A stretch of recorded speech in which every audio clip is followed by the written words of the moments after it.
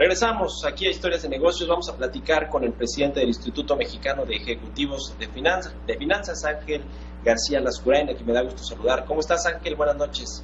¿Qué tal, Mario? Buenas noches. Un gusto estar en tu programa. Gracias por tomarnos la llamada. Hoy el IMEF anunció un acuerdo por el bienestar para hacer frente a estos retos globales que se ciernen pues alrededor del tema del coronavirus. Cuéntanos de qué se trata. Bueno, a partir de los eventos que hemos visto esta semana y de una crisis que podría enfrentar la economía mexicana este año, pensamos que era indispensable presentar una propuesta para replantear la política fiscal, para asegurar que los recursos, que serán cada vez más escasos este año, se puedan utilizar de forma eficiente en los fines que tengan en fines de mayor rentabilidad social. En ese sentido, elaboramos un acuerdo que le llamamos Acuerdo por el Bienestar, que incluye una serie de propuestas. Es un acuerdo tripartito entre gobierno, empresas y la sociedad en general. Es un primer esbozo de lo que podría ser un acuerdo tripartito de esta naturaleza. Y en las propuestas que presentamos para el gobierno viene una serie de medidas para implementar acciones de mayor contundencia, ¿no?, para prevenir la propagación del virus y que podamos adelantar de forma más preventiva, no reactiva, distintas medidas de contingencia, ¿no?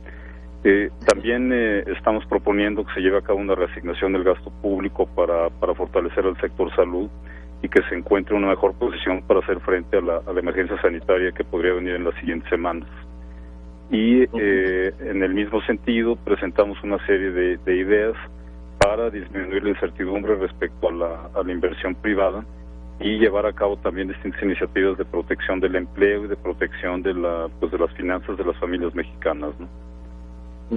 Una serie de estímulos fiscales y financieros es lo que gobiernos de otros países han puesto en marcha para que esta crisis no les pegue tan fuerte ni a las empresas, a las pequeñas, medianas y grandes empresas, pero tampoco a los ciudadanos de a pie, a los consumidores.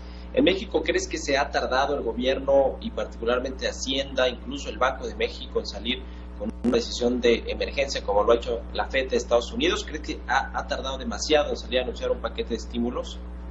Bueno, ya vimos hoy una buena noticia. Se aprobó en la Cámara un presupuesto adicional para apoyar la generación de liquidez en la economía y el desarrollo de iniciativas de que nosotros esperamos que los recursos sean canalizados pues para la protección del empleo, para apoyar la liquidez de las empresas, principalmente empresas pequeñas que viven en el día a día, que puedan preservar las fuentes de trabajo y también pues proteger los ingresos de las familias mexicanas. No vimos como una noticia positiva esta aprobación, pero pues estamos atentos a ver cuál va a ser el destino de esos recursos y cómo se van a destinar.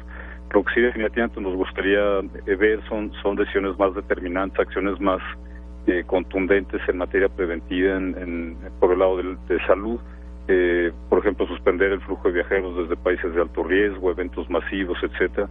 Pensamos que son medidas que deberían tomarse ya para evitar un mayor impacto sobre la salud de los mexicanos.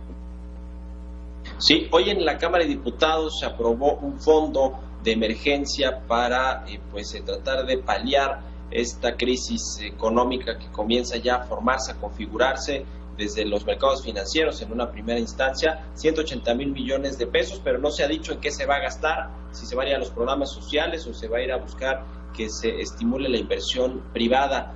¿Qué decir al respecto? ¿Cómo ven este fondo que anunció hoy la Cámara de Diputados? Sí, es precisamente el que comentaba que lo vemos como una noticia positiva, el que exista mayor disponibilidad de recursos y mayor liquidez en las circunstancias actuales, pero como bien comentas, estamos a la expectativa de que esos recursos se puedan canalizar a la atención al fortalecimiento del sistema de salud y a la protección de las fuentes de empleo y la estabilidad financiera de las familias mexicanas, ¿no? Suponemos que la aprobación va encaminada en ese sentido y bueno, veremos qué noticias hay en las próximas horas y en los próximos días. En el IMEF recortaron la proyección de crecimiento de México en este 2020 del 0.9% que tenían previamente al 0.6%. ¿En qué se basa, digamos, este ajuste a la proyección? Y también te lo pregunto en el marco de lo que han hecho bancos de inversión como Credit Suisse, Barclays, JP Morgan, Goldman Sachs, que la traen ya con un crecimiento negativo para este 2020. Sí, efectivamente lo revisamos de 0.9 a 0.6, pero el 0.6 aún no incorpora el impacto de una probable recesión global Estamos corriendo escenarios, haciendo diferentes análisis. El impacto va a depender de cuánto dure la situación actual y de qué cadenas de valor se vayan a afectar con el paro de actividades a nivel global, cadenas de valor que están impactando a México por el lado comercial, por el lado de la integración con las cadenas productivas globales, y también de qué tan rápida sea la recuperación más adelante, ¿no? Es una situación inédita. Estamos nosotros analizando desde una posibilidad de menos 0.2% si la cuarentena, digamos, es de unas pocas semanas, o el impacto podría llegar a una reducción de menos 3.5% más, dependiendo de estos factores que te comento, ¿no? Pero como decía, es una situación inédita y aún estamos revisando la información. Finalmente, Ángel, te quiero preguntar ¿cuáles son los indicadores que más preocupan a tu punto de vista, a tu parecer, el desplome de los precios del petróleo, particularmente de la mezcla mexicana, o que se haya disparado el dólar con respecto al peso, o la caída de los mercados bursátiles? ¿Cuál es de estos tres el indicador que más te preocupa y que puede pegarle a la economía? Bueno, nosotros vemos como muy delicada la situación de petróleos mexicanos. Ya se encontraba en una situación compleja y ahora la empresa enfrenta un reto mayúsculo, ¿no? No solamente porque la caída de los precios del petróleo va a agravar las finanzas de la empresa, sino porque también hay un aumento en la percepción de riesgo global que le va a ser más difícil obtener financiamiento en los mercados actuales. Y dado el peso que tiene Petróleos Mexicanos en el balance de finanzas públicas, pues es una situación que nos preocupa hacia adelante, ver cómo va a ser la reacción de las calificadoras, tanto de la deuda de Pemex como de la deuda soberana, y qué impacto tenga ello sobre la percepción del riesgo de México en general. Pues estaremos pendientes. Ángel García Lascuray, presidente del IMEF, muchas gracias por habernos tomado la llamada esta noche. Al contrario, Mario, gracias a ti. Buenas noches. Hasta luego. Bueno, pues nos despedimos con un dato del precio de la